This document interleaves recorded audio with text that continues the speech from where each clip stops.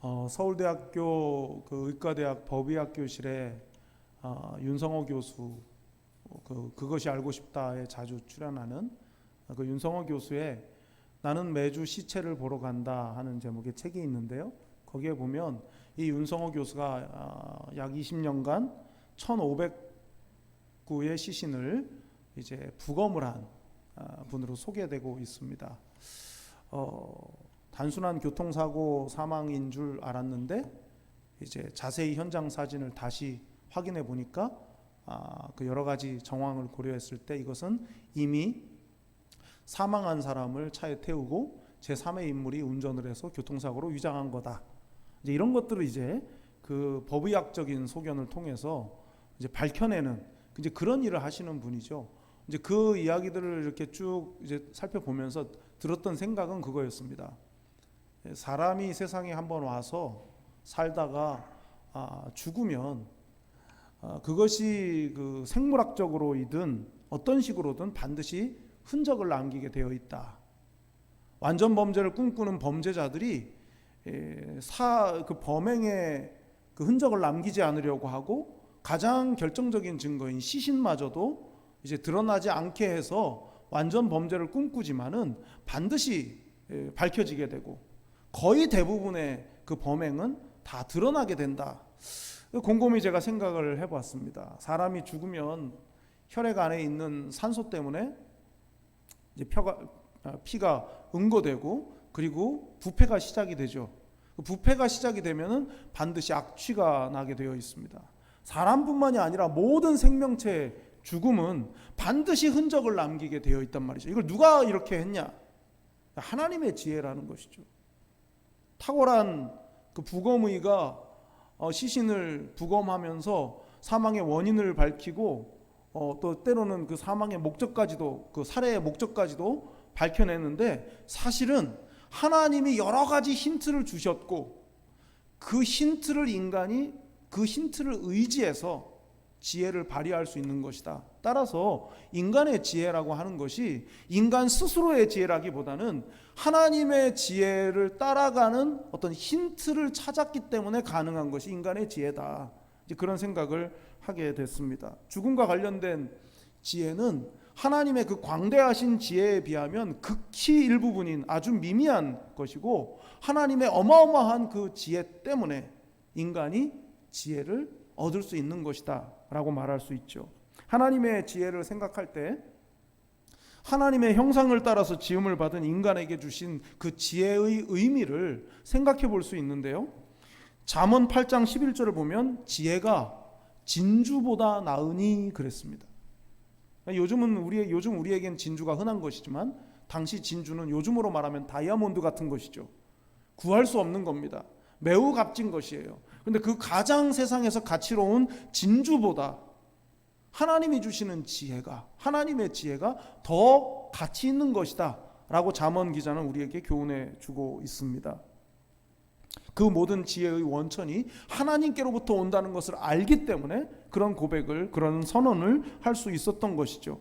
하나님을 경외하는 마음을 가지고 있는 신자라면 그 어떤 것보다 지혜의 가치를 알아보고 소중히 여길 수 있어야 할 것입니다. 신자의 삶에서 지혜는 모든 것을 대하고 모든 것을 처리하고 풀어가는 가장 중요한 원리이기 때문에 지혜는 매우 소중하고 중요한 것이죠. 이것이 바로 믿음을 가진 자가 보여야 할 마땅한 삶의 태도고 모습이다라는 것을 야고보서가 가르쳐주고 있습니다.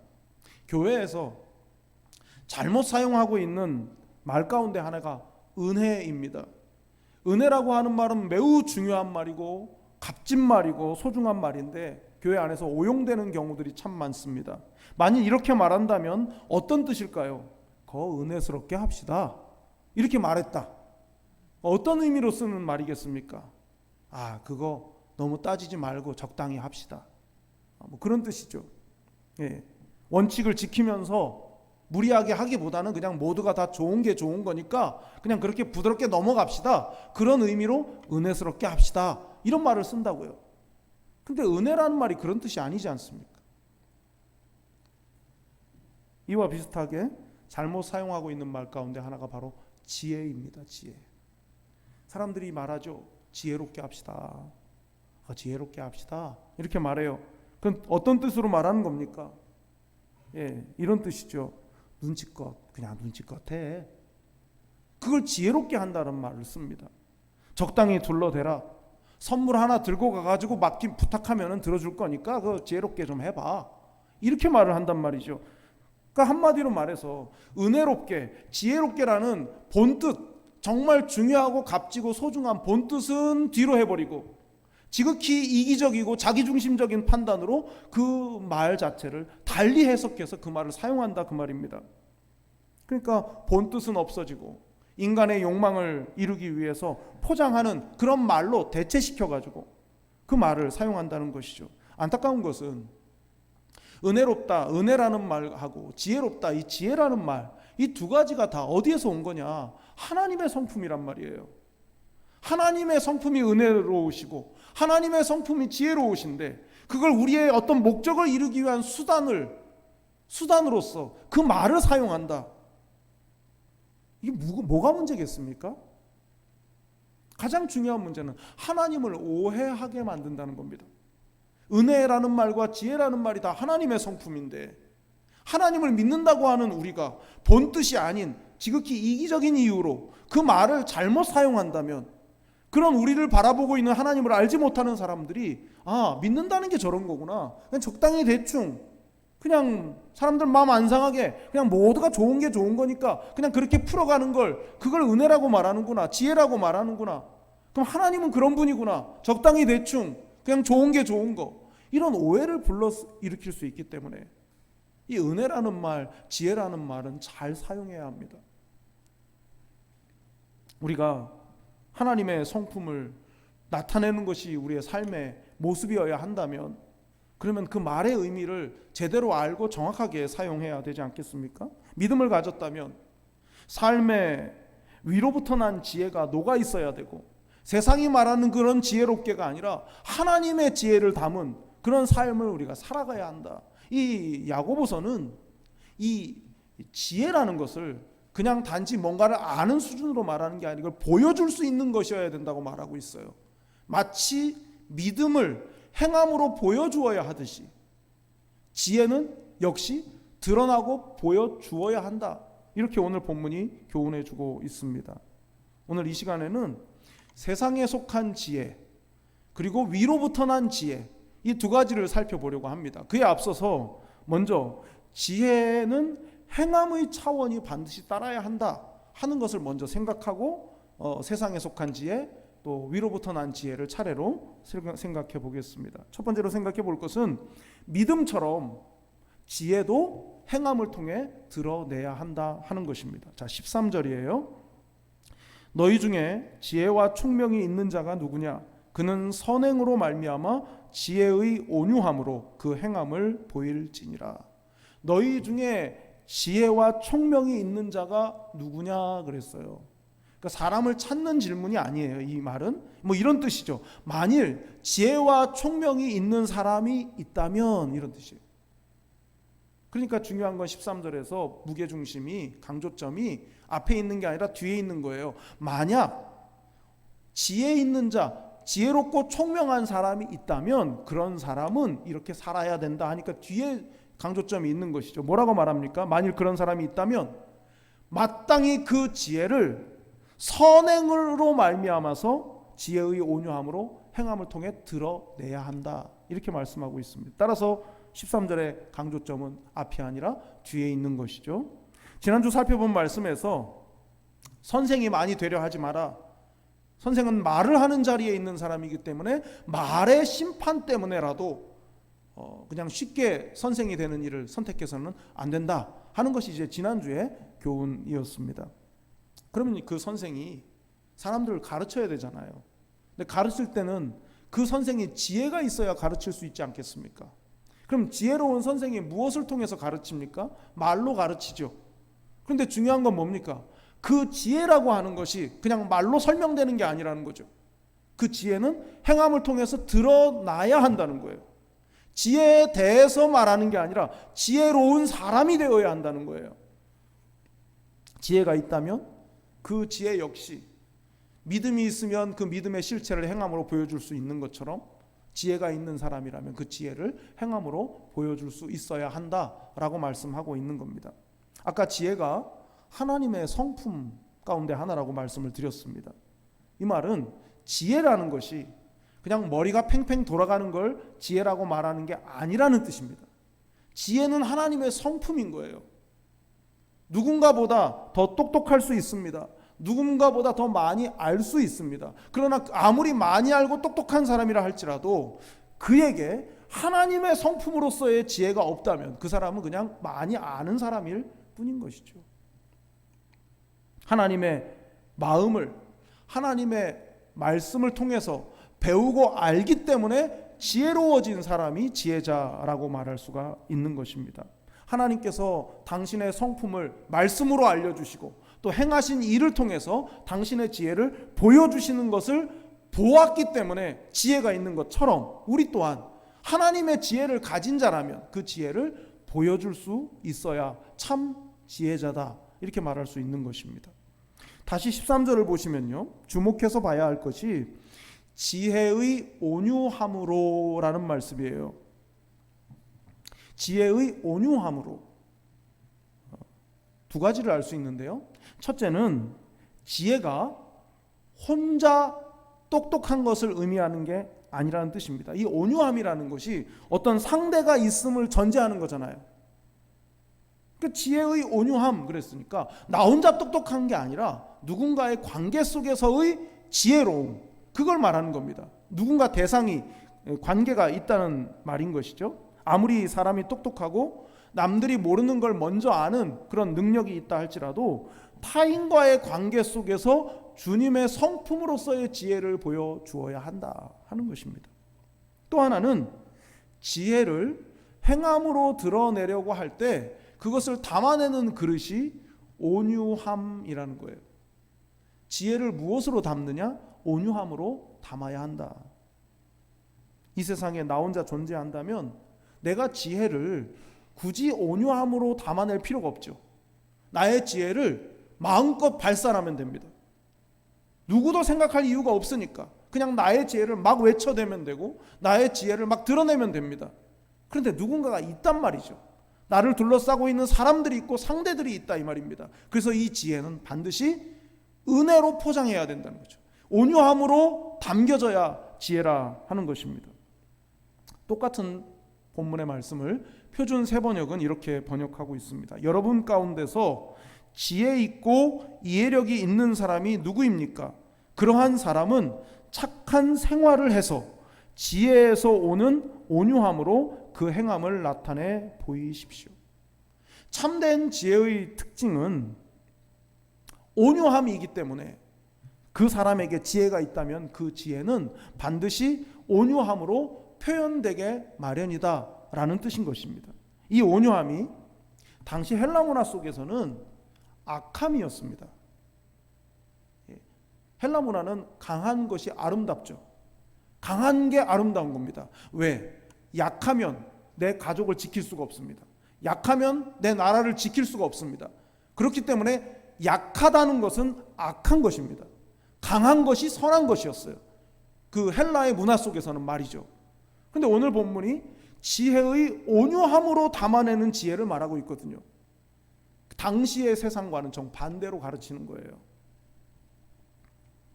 여러분, 그래서 지혜를 온유함으로 담아낸다는 것은 쉬운 일이 아닌 겁니다. 지혜로운 삶을 산다는 것은 그래서 쉬운 게 아니라는 것이죠. 누군가가 지혜가 있다고 생각하면 내가 강자이기 때문에 몰아붙이면 됩니다. 내가 가장 정확히 알고 있으니까 내 목소리가 제일 커야 됩니다. 강자니까. 그게 세상의 원리예요. 세상은 그렇게 돌아갑니다. 정보를 가장 많이 가지고 있는 사람이 강자이기 때문에 그 사람의 목소리가 큽니다. 그 사람의 권력이 큽니다. 강한 것으로 몰아붙이는 게 세상의 지혜입니다. 그러나 하나님은 오늘 우리에게 반대로 말씀하고 있어요. 그래서 똑똑하기는 쉬워도 지혜롭기는 어려운 것입니다. 온유함이란 뜻은, 이 말은 프라우테스라는 말이에요. 겸손하다, 온순하다 그런 뜻을 가지고 있어요. 따라서 지혜의 온유함이란 강압하는 게 아닌 겁니다. 지혜를 가졌다고 힘을 가진 것은 아니라는 것이죠. 권위적이어서도 안 됩니다. 만약 누군가 자신의 지혜를 강압적인 방법이나 또 때로는 혈기를 내세우면서 자기의 지혜를 나타내려고 한다면 그것은 본인 스스로 나는 지혜롭지 않다라고 말하는 것과 같습니다. 누군가 어떤 사람을 깎아내리면서 업신여기면서 자신의 지혜를 드러낼 수 있다고 생각을 한다면 그 사람 역시 지혜로운 사람일 수 없는 것이죠. 이 말씀을 묵상하면서 저 자신을 한번 생각해 봤습니다. 자신 있고 어떤 확신 있는 것을 말하거나 주장할 때 나도 모르게 힘이 들어가요. 나도 모르게 말에 힘이 들어갑니다. 그럼 뭡니까? 아직 지혜가 부족하다는 뜻이죠. 참 지혜는 아직 부족하다는 겁니다.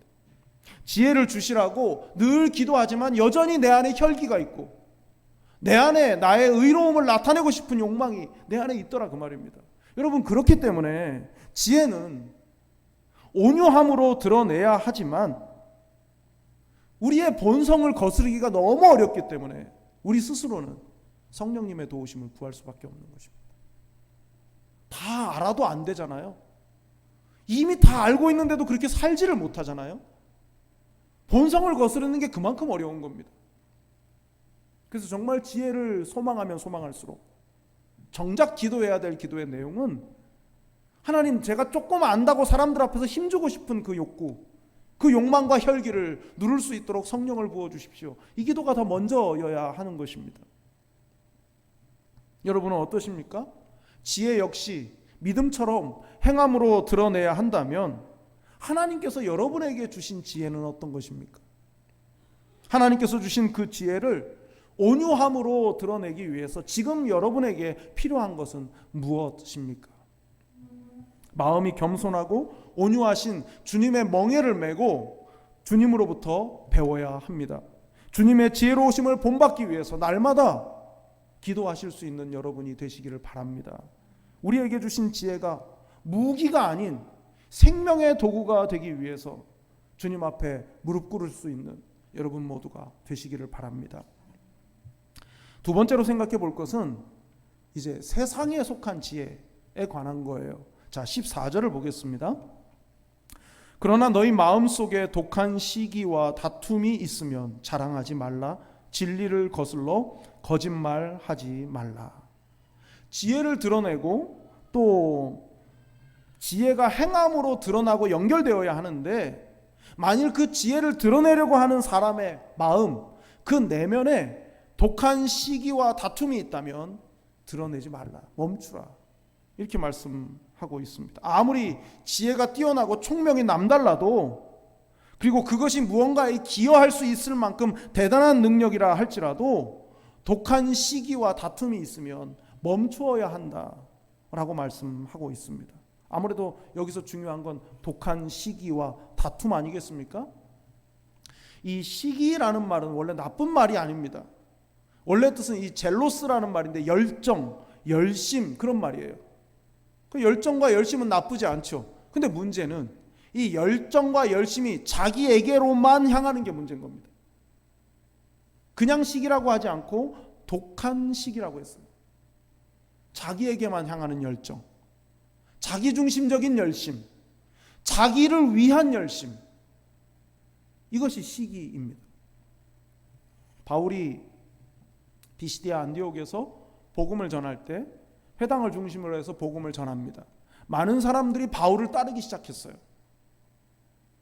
그때 어떤 부류의 사람들이 시기를 갖게 됩니다. 그리고 바울을 내쫓고 죽이려고까지 하죠.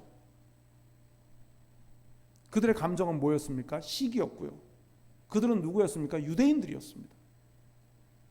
유대인들의 지도력이 나름 회당 안에서는 힘이 있었는데 바울이라는 사람이 갑자기 등장해서 사람들의 관심을 한 몸에 받고 바울에게 집중하기 시작하니까 그들에게 독한 시기가 일어난 거죠. 자기들 안으로만 향한 열정이었던 거죠.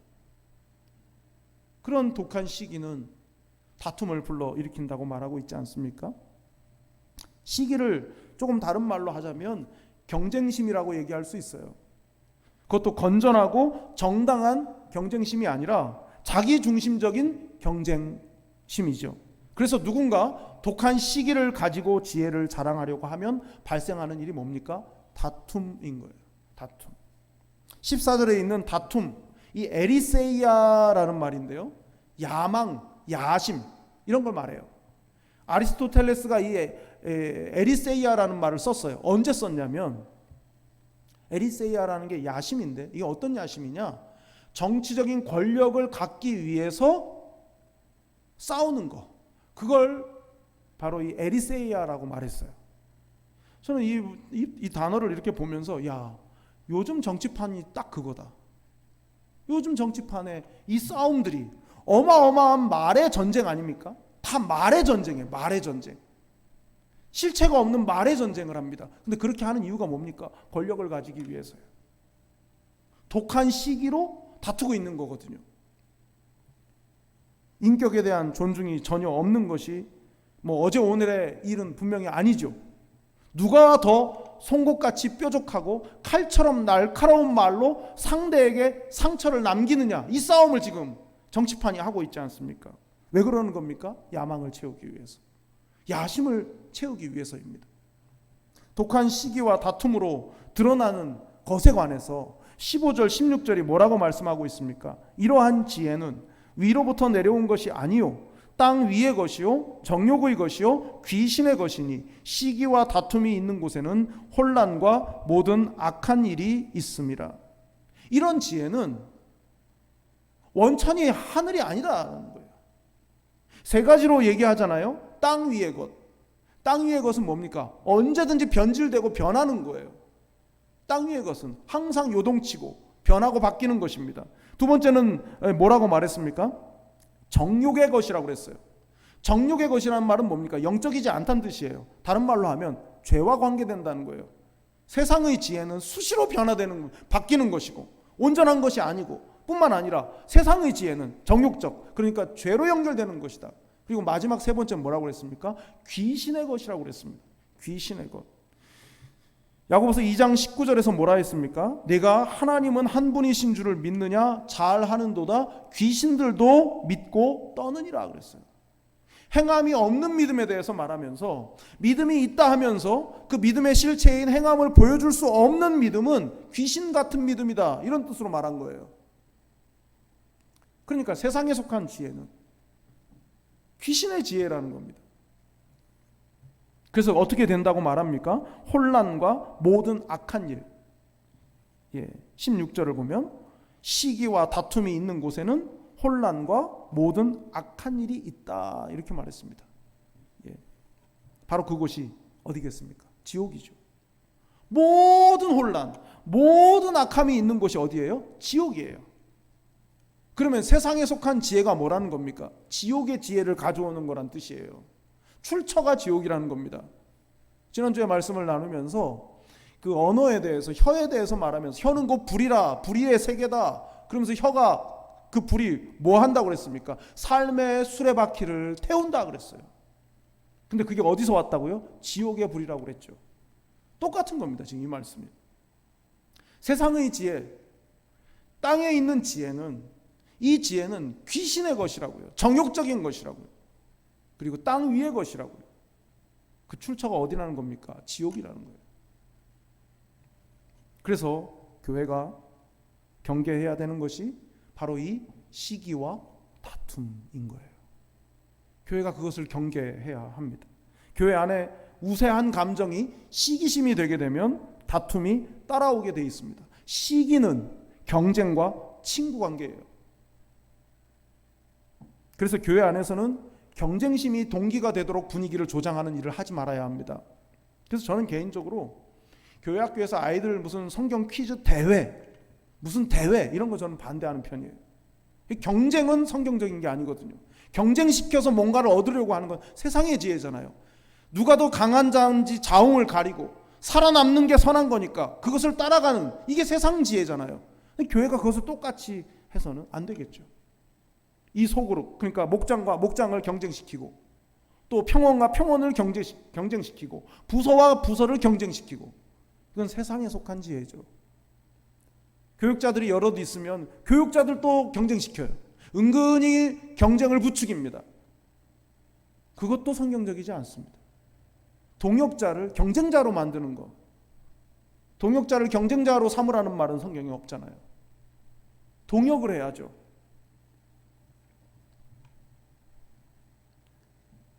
요한일서 말씀을 좀 찾아보겠습니다. 요한일서 2장 15절 16절입니다.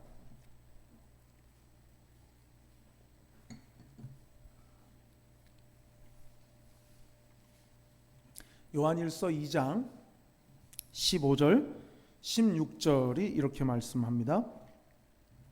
이 세상이나 세상에 있는 것들을 사랑하지 말라. 누구든지 세상을 사랑하면 아버지의 사랑이 그 안에 있지 아니하니, 이는 세상에 있는 모든 것이 육신의 정욕과 안목의 정욕과 이생의 자랑이니 다 아버지께로부터 온 것이 아니요 세상으로부터 온 것이라. 신자는 세상에 출처를 둔 것을 사랑하지 않도록 조심해야 합니다. 세상을 사랑하면 세상 것을 교회 안에까지 갖고 들어오고 싶어 합니다. 세상의 어떤 방식, 세상의 어떤 풍토, 세상의 가치관, 세상을 사랑하다 보면 그런 것들을 교회 안으로까지 갖고 들어오고 싶은 들어오고 싶은 마음이 생기게 되어 있습니다. 그중 모두를 혼란스럽게 만들고 지옥을 맛보게 하는 것이 바로 시기에서 비롯된 다툼, 이 사이에는 경쟁도 들어있는 것이겠죠. 그러니까 그걸 허용하는 공동체 안에는 하나님 아버지의 사랑을 경험할 수가 없습니다. 경쟁을 해서 시기심이 발동이 걸려서 비교를 해보고 그래서 더 당신이 낫다라고 하는 그 소수의 사람만 행복한 교회가 됩니다. 그래서 세상에 속한 지혜인, 땅에 속한 지혜, 정욕에 속한 지혜, 귀신에게 속한 지혜를 따르지 말아야 하는 것입니다. 여러분은 어떠십니까? 여러분은 세상에 속한 지혜를 자랑하고 있지는 않습니까?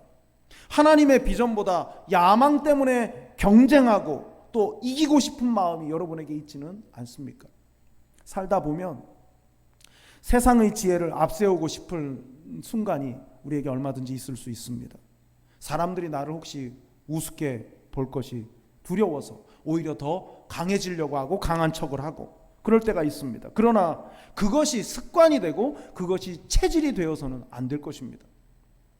교회는 그런 모습이 통하지 않는 곳이 되려고 힘써야 합니다. 우리가 다 부족하고 완전하지는 않지만 그렇다고 해서 세상적이어도 된다는 뜻은 결코 아니지 않습니까? 세상의 지혜를 자랑하는 것이 절대로 통하지 않는 그런 교회가 될 수 있어야 합니다. 우리 한사랑교회가 세상의 지혜를 자랑하지 않는 곳, 인간의 야망이 아니라 하나님의 비전을 세우는 교회가 될 수 있기를 간절히 바랍니다. 마지막 세 번째는 위로부터 난 지혜입니다. 자, 17절부터 18절입니다. 오직 위로부터 난 지혜는 첫째 성결하고 다음에 화평하고 관용하고 양순하며 긍휼과 선한 열매가 가득하고 편견과 거짓이 없나니 화평하게 하는 자들은 화평으로 심어 의의 열매를 거두느니라. 아멘. 위로부터 난 지혜의 특성을 이 두 구절에서 말씀해 주고 있습니다. 마치 성령의 9가지 열매하고 비슷한 원리입니다. 설명을 돕기 위해서 그 고리가 있지 않습니까? 고리. 고리. 성령의 9가지 열매, 9개의 고리라 한다면, 이 9가지 열매를 9개의 고리라고 한다면 고리가 서로 이렇게 연결된 게 아니라, 사랑이 성령의 9가지 열매 중에 제일 처음 나오는 게 사랑이잖아요. 그 사랑이라고 하는 고리에 나머지 8개가 연결되어 있는 겁니다. 그래서 사랑이 없으면 다 흩어져 버릴 수밖에 없는 거죠. 사랑이 나머지를 다 보듬고 있는 거예요. 그런 것처럼 오늘 이 말씀도 성결을 얘기하거든요. 첫째 성결하고 이렇게 얘기하거든요. 이 성결이 뒤에 따라오는 모든 것들을 다 품고 있는 거다. 그래서 여기서 말하는 이 첫째로라는 말, 이 첫째라는 말이 다른 것들 둘째, 셋째가 있어서 첫째가 아니라 이 성결이라고 하는 것이 나머지를 다 품는 거라는 거죠. 뭐 이렇게 설명할 수가 있어요. 성결이란 말은 하그노스라는 말인데, 구별된, 또 따로 떼어 놓아진, 순결한, 순수한 이런 뜻이 있어요. 이 성결이란 말이요. 근데 요즘에 이제 상황 속에서 설명을 하자면 이렇게 설명할 수가 있습니다.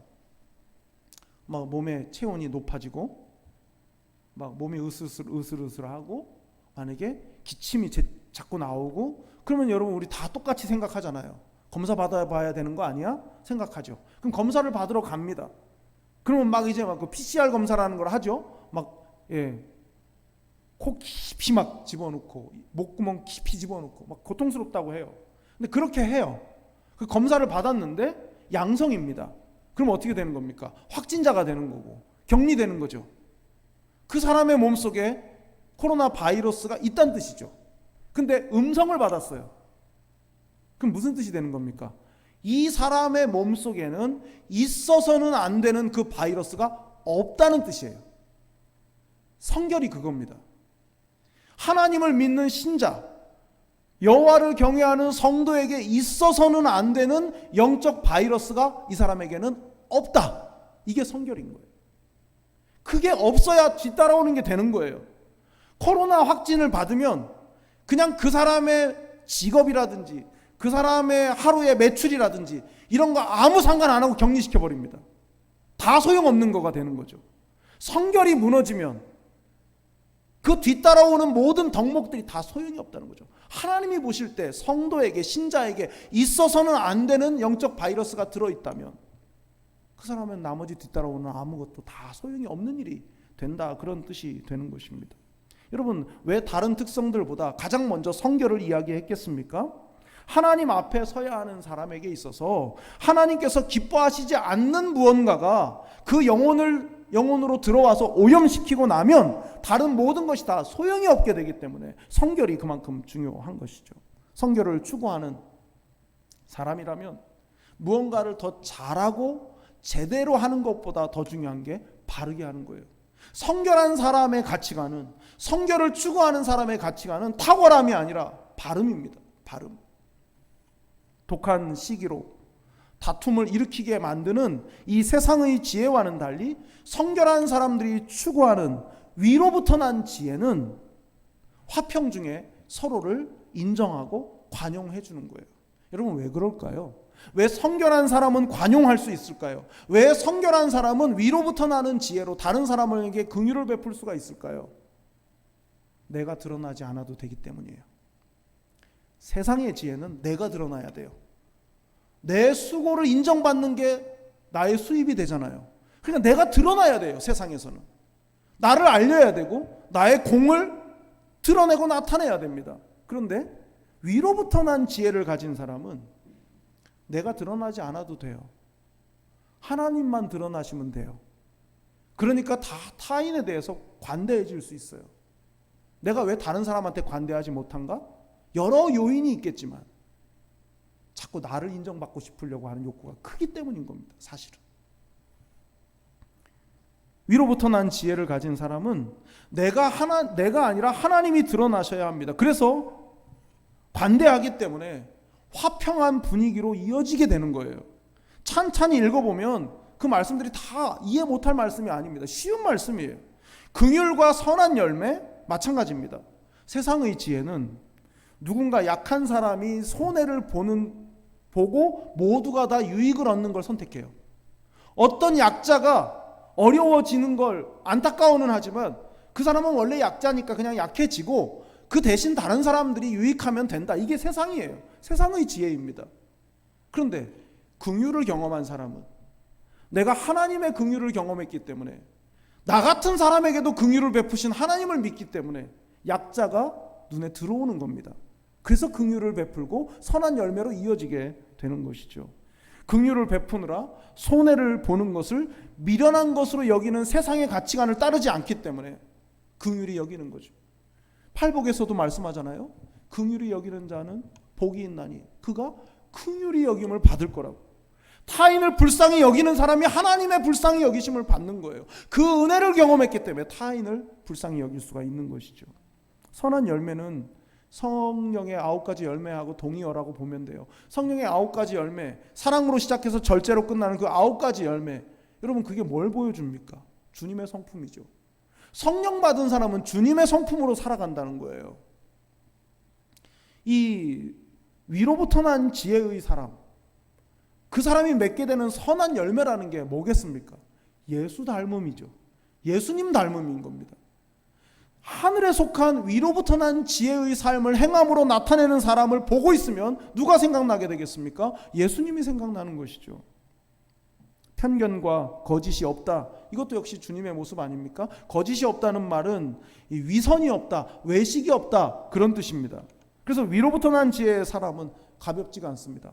행동이 항상 동일하기 때문에. 교회의 모습과 세상에서의 모습, 교회에서의 모습과 가정에서의 모습, 직장에서의 모습과 교회의 모습이 다 똑같은 거예요. 거짓이 없는 삶이죠. 외식하지 않는 삶입니다. 그게 누구의 모습입니까? 주님의 모습이죠. 아까 땅에 속한 지혜의 출처가 지옥이라고 말씀을 드렸죠.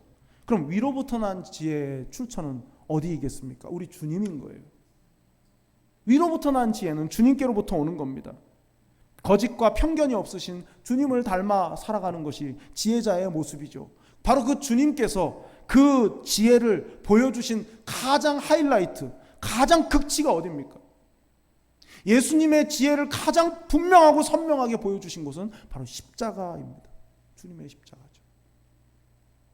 주님의 십자가는 화평의 열매, 죄인된 인간과 하나님과의 그 막힌 담을 허무는 화목의 제사가 되었죠. 그런데 여러분, 그것이 세상 사람의 눈에 보기에는 미련해 보이거든요. 사도 바울이 고린도 교회를 향해서 이렇게 외쳤죠. 십자가의 도가 멸망하는 자들에게는 미련한 것이요, 구원받는 우리에게는 하나님의 능력이라고 그랬어요. 십자가는 세상이 볼 때는 미련한 것이죠. 그 한 사람이 저렇게 죽음으로 뭐가 달라져? 그의 희생이 무슨 의미가 있겠어? 세상은 그렇게 봅니다. 땅에 속한 지혜를 추구하는 사람들이 볼 때 위로부터 난 지혜를 따라가는 삶을 바라보면 미련하게 보입니다. 그러나 여러분, 오늘 본문 맨 마지막 절이 말씀하고 있잖아요. 화평으로 심어서 의의 열매로 연결되는 거예요. 십자가가 그거 아닙니까? 하나님과 우리 사이를 화목하게 하기 위해서 화평의 열매를 심으신 사건이 십자가입니다. 그 십자가를 통해서 얻게 된 의의 열매가 무엇입니까? 우리의 구원인 거예요. 우리가 그렇게 구원받은 것입니다. 이게 하나님의 지혜예요. 이것이 하나님의 능력입니다. 따라서 하나님을 믿는 사람들은, 여호와를 경외하는 사람들은 세상을 살아가면서 결코 땅에 속한 지혜, 땅 위의 지혜, 귀신의 지혜, 정욕의 지혜를 따라갈 수 없는 것입니다. 여러분은 어떠십니까? 세상의 지혜가 여러분의 내면에 자리 잡지 못하도록 하기 위해서 어떤 수고를 하고 계십니까? 화평하게 하기 위해서 십자가 지는 지혜의 자리로 나아가고 계십니까? 화평을 위해 십자가 지는 자리로 나아갈 때 바로 그 모습이 위로부터 난 지혜를 온유함으로 행하는 모습인 줄 믿습니다. 그것이 곧 주님을 닮은 하나님의 능력이 되는 것입니다. 사랑하는 교우 여러분, 위로부터 난 지혜를 사모하시기를 바랍니다. 우리 주님의 온유와 겸손을 담도록 날마다 기도의 무릎을 꿇으시기를 바랍니다.